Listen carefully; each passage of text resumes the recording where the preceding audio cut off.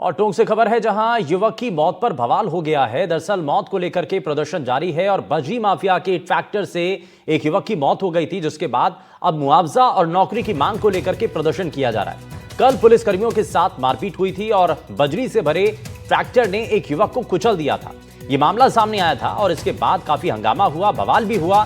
अब उसको लेकर के मुआवजा और नौकरी को लेकर के प्रदर्शन भी किया जा रहा है। कल पुलिसकर्मियों के साथ मारपीट भी हुई थी और बजरी से भरे ट्रैक्टर ने एक युवक को कुचल दिया था। टोंक के राजमहल गांव की एक घटना बताई जा रही है, जहां पर मौत को लेकर के एक युवक की मौत के बाद प्रदर्शन किया जाता है और वो प्रदर्शन जारी है। तो विरोध में बाजार पूरी तरीके से बंद हो चुका है और आपसी विवाद में ट्रैक्टर से कुचल करके मारने का आरोप है। यानी कि यह भी इसके पीछे एक थ्योरी है कि पहले से उनका विवाद चल रहा था और विवाद की वजह से ही ट्रैक्टर से कुचल करके उस युवक को मौत के घाट उतार दिया गया। कई बार प्रशासन से बातचीत भी हुई है, लेकिन वो बेनतीजा रही। लेकिन अब इसके बाद क्योंकि प्रदर्शन किया जा रहा है, राजमहल के अंदर जितने स्कूल हैं वो बंद कर दिए गए हैं, बाजार पूरी तरीके से बंद कर दिए गए हैं और ट्रैक्टर से कुचलकर युवक की मौत के बाद अब सवाल उठ रहे हैं। टोंक जिले के राजमहल में पप्पू गुजर की ट्रैक्टर से कुचलकर हत्या के बाद बाजार बंद है और दुकानों पर जो है ताले लगे हैं। 36 घंटे से ज्यादा का जो वक्त हो चुका है। आप देख सकते हैं कि जिस बाजार में कभी रौनक हुआ करती थी, वहां शटर गिरे हुए हैं, लोग बैठे हैं। वहीं कुछ लोग प्रदर्शन स्थल पर पहुंचे हुए इन दुकानों पर लगे ताले इस बात का समर्थन कर रहे हैं कि कहीं ना कहीं जो है पूरा गांव जो है बजरी माफियाओं के आतंक से पीड़ित था। मेडिकल को छोड़ा गया है इससे, क्योंकि आवश्यक सेवाओं में मेडिकल आता है। लेकिन आप जहां तक नजर जा रही है, ये दुकानें जो तमाम जो है वो बंद हैं, शटर्स बंद हैं। कोई लोग आ जा ना रहा। अधिकतर लोग जो है गांव के जो है आंदोलन स्थल पर हैं। ये छतरी चौराहा है और आप देख सकते हैं कि जिस छतरी चौराहे पर जो है लोगों की भीड़ होती थी, आसपास के गांव के लोग आते थे, उस गांव में पसरा हुआ सन्नाटा इस बात को बिल्कुल साफ तौर पर कह रहा है कि इस पूरा गांव जो है कहीं ना कहीं बजरी माफियाओं के आतंक से पीड़ित है। और यही कारण है कि लोग जो है आज इस हत्या के बाद में एकजुट होकर पिछले 36 घंटे से ज्यादा समय से जो है शव को रखकर प्रदर्शन कर रहे हैं। मांग है कि परिवार को न्याय मिलना चाहिए, लेकिन सबसे महत्वपूर्ण जो मांग है इन मांग के पीछे कि बजरी माफियाओं के आतंक से मुक्ति चाहिए इस गांव को। और यही कारण है कि आज गांव जो है उस परिवार के साथ है। अब देखने वाली बात होगी कि वार्ता की टेबल पर कब लोग जुटते हैं और कब सहमति बनती, कब शव उठता है और कब होता है उसका अंतिम संस्कार। कैमरामैन रोहित के साथ रविश टेलर, राजमहल, टोंक। और हमारे संवाददाता रवीश टेलर हमारे साथ जुड़ गए हैं ज्यादा जानकारी के साथ। रवीश, अभी इस मामले को लेकर के बातचीत क्योंकि इससे पहले भी हो चुकी है, लेकिन वो विफल रही है, लेकिन अब क्या स्थिति बनी हुई है? देखिए, 36 घंटे से ज्यादा का समय हो चुका है। मैं जहां मौजूद हूँ, मेरे पीछे ही जो है ग्रामीण सड़क पर बैठे हुए हैं 10 सदस्यीय वार्ता प्रतिनिधि मंडल जो है यहाँ से करीब 1 किलोमीटर दूर जो है एक ऑफिस के अंदर बैठा हुआ है।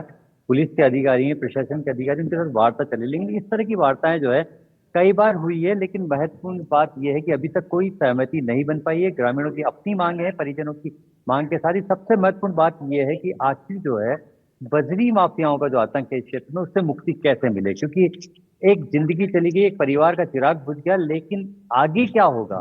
परिवार को आर्थिक सहायता एक मुद्दा है, सरकारी नौकरी की बात है, लेकिन सबसे महत्वपूर्ण जो बात है वो यही है कि क्षेत्र में जिस तरह से बेखौफ होकर बजरी माफिया निकलते हैं, वो कहीं ना कहीं एक बड़ी समस्या है। और आप देख सकते हैं कि यहाँ जो है परिजन भी बैठे हैं और साथ ही जो है अब क्या क्या मांग है आपकी इस पर? मांग परिवारजनों की यही मांग है कि परिवार में एक सदस्य को नौकरी दी जाए और 50 लाख रुपए की मांग कर रहे हैं। बाकी ग्रामीणों की मांग है कि ये बजरी खनन रोका जाए। जनता परेशान है, आए दिन बच्चे स्कूल जाने का टाइम हो गया है, सुबह से लेकर शाम तक निकलते नहीं है। शाम को टाइम खाना खा के गाँव वाले घूमने निकलते हैं, वो निकल नहीं पाते हैं। सबको डर लगा रहता है कोई बजरी वाला ठोक ना जाए। मतलब एक राजमहल ग्राम एक ऐसा ग्राम है कि इसमें डर के जीना पड़ता है सबको। 36 घंटे हो गए शव यहाँ रखा हुआ है, प्रशासन क्या कह रहा है आपको? सर प्रशासन अब तक कोई सुध नहीं ले रहा। आता है, बात करता है, वो अपनी जब परिजन अपनी मांग रखते हैं, गांव वाले मांग रखते हैं, वो मांग पूरी नहीं कर पा रहे हैं। आते हैं, चले जाते हैं और बाहर बुला बुला के बात कर रहे हैं। कभी देवली बुलाते हैं, कभी बाहर बुलाते हैं। बाकी यहाँ धरना स्थल पर बैठकर अब तक कोई बात नहीं की गई। धरना स्थल पर बैठकर कोई बात नहीं की गई है। परिवार के लोग बैठे हुए हैं, सड़क पर बैठे हैं। आप देख सकते हैं कि जो है एक प्रतिनिधि मंडल जो है गया हुआ है, लेकिन इनके ऊपर क्या गुजर रही है कि एक परिवार ने अपना चिराग खो दिया, लेकिन प्रशासन जो है अब तक जो है इस स्थल तक नहीं पहुंचा है। जो भी बात हो रही है दूर हो रही है, प्रशासन से क्या वार्ता के बाद नतीजा निकलेगा देखने की वाली बात ये होगी। लेकिन जिस तरह टोंक जिले के अंदर बनास नदी उसके आसपास के क्षेत्रों में बद्री माफियाओं ने अपना आतंक मचाया है, इस घटना में अभी तक ये शव भी नहीं उठा है। उससे पहले आज टोंक में भी जो है पत्थर माफियाओं की एक टोली ने एक स्कूल वैन को टक्कर मारी थी। तो समझ सकते हैं कि किस तरह बेखौफ माफिया राज टोंक के अंदर जो है देखने को मिल रहा है। ऐसी सूरत में एक परिवार अपने पुत्र के लिए, अपने परिवार के लिए न्याय की मांग कर रहा है। बिल्कुल। और अब इस पर क्या और प्रशासन के साथ जो बातचीत आगे भी होगी, क्या उस पर सहमति बनती है, इस पर नजर है। बहुत शुक्रिया रवीश इस पर जानकारी देने के लिए। और टोंक जिले के राजमहल गांव में दूसरे दिन भी युवक की मौत का विरोध लगातार हो रहा है और शव को सड़क पर रख करके प्रदर्शन किया जा रहा है। दरअसल बुधवार की रात बजरी माफिया ने बजरी से भरे ट्रैक्टर से कुचल करके मौत इसमें हो गई थी और परिजनों का इसमें आरोप है कि आपसी विवाद को लेकर के ट्रैक्टर से युवक को कुचल करके उसको मौत के घाट उतार दिया गया था। और इसी बीच टोंक से ये एक बड़ी जानकारी मिल रही है, जहां पर खनन माफियाओं का आतंक लगातार जारी है। ट्रैक्टर ट्रॉली से ने स्कूल वैन को टक्कर मार दी है और ट्रॉली के साथ चालक भी फरार हो गया।